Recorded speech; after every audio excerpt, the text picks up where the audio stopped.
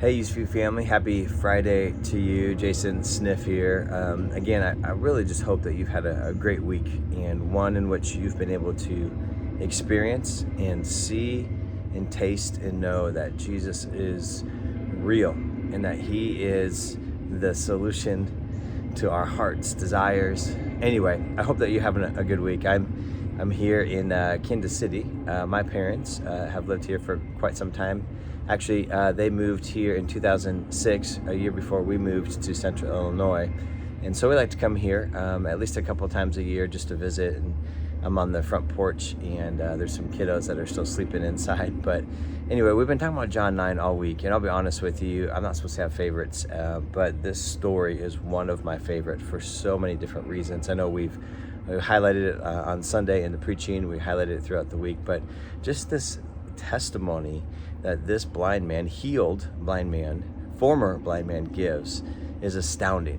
He sums up the gospel. I once was, and now I am, and it's because of Jesus. It's our story for all of us. I hope that you're able to articulate what your once was testimony. But today I really want to focus on the end, because you see, even in Matthew 4 and in John 1, it's just talked about as Jesus as light. And we've been talking about a blind man all week that's been healed, that he can now see the light. But Jesus is also talking to anyone else, particularly the religious leaders around him.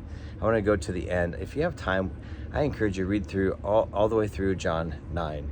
It's just an amazing story. But listen to this. Jesus heard that they had cast the healed blind man out of the synagogue.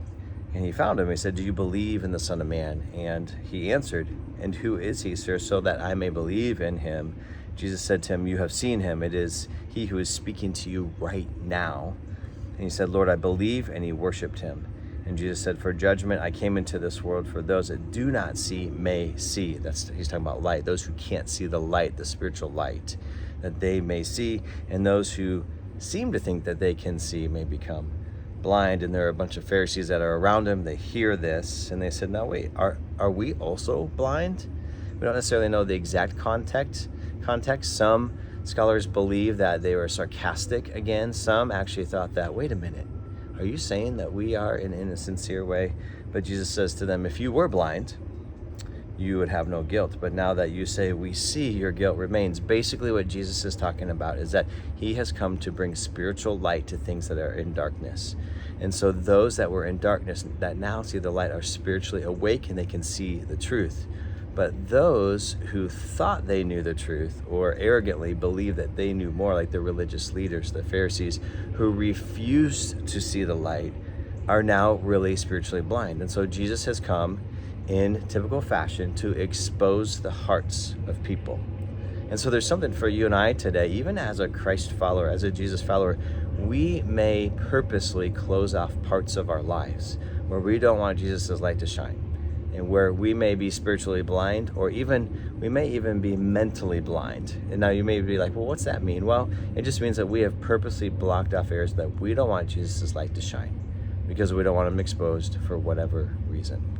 And so for us today, whether you are the healed blind man and you're rejoicing and worshiping, or whether you're somebody who's followed Jesus for a while, the big question is are we letting Jesus' light shine in all areas of our life, or are we being spiritually or mentally blind on purpose? I encourage you to talk with a trusted friend and pray and ask the Holy Spirit to reveal things to you.